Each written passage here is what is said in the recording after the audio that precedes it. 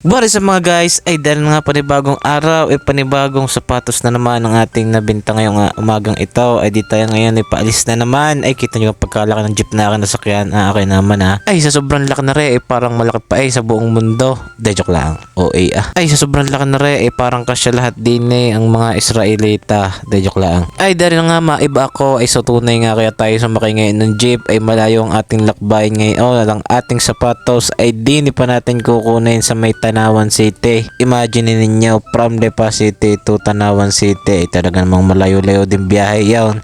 Halos 45 minutes din para tayo nagpuntang Batangas. Ay dahil na nga mga guys, tayo na andin na at tuong wala pa tayong almusal ay maaga na tayong lumarga at talaga namang kakatakot baka mawala pa are.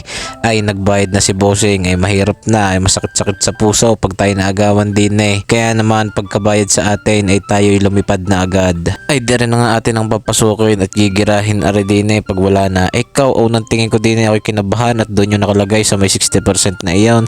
Ay buti na lang at naandin at na misplace ko lang pala kaya naman ang kinabako Kala ko'y wala na sa nilayo-layo pa ng aking biniyahay.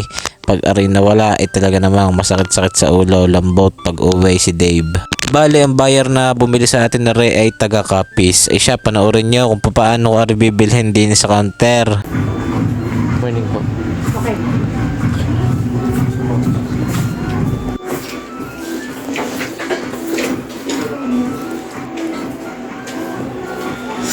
Hello po.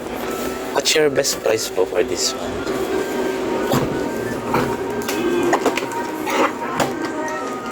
Three to less 60%. 1 to 80. 280. 1 to. 1 to. Can I get it for 1 to? Okay po. Kunin ko na siya. Okay guys. Kunin natin siya ng 1 to. Ay, okay lang po. Naano po kayong card ng Gcash? Pero hindi ko pa siya natatry actually. Ngayon pala. Pero na-activate ko naman siya.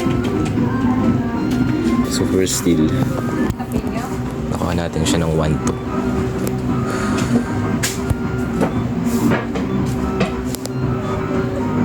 Sana gumana.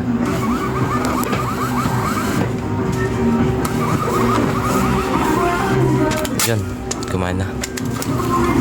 Nag-notify na siya sa akin. Okay guys. Resibo na lang.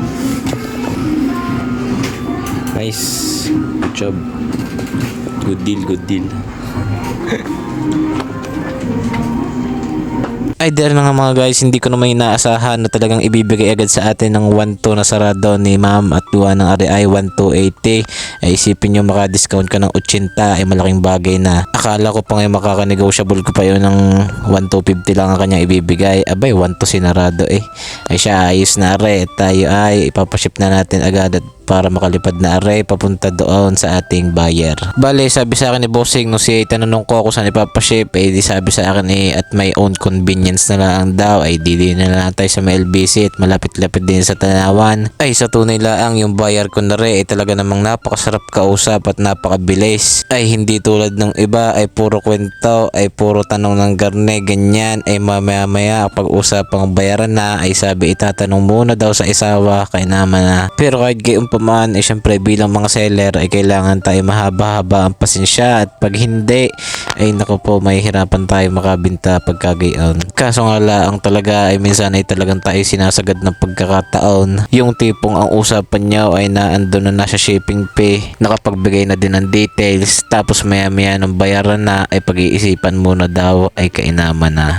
Okay na mga guys, pauwi na tayo ng Lipa and ipapaship naman natin yung isa nating sapatos na kahapon binili sa atin.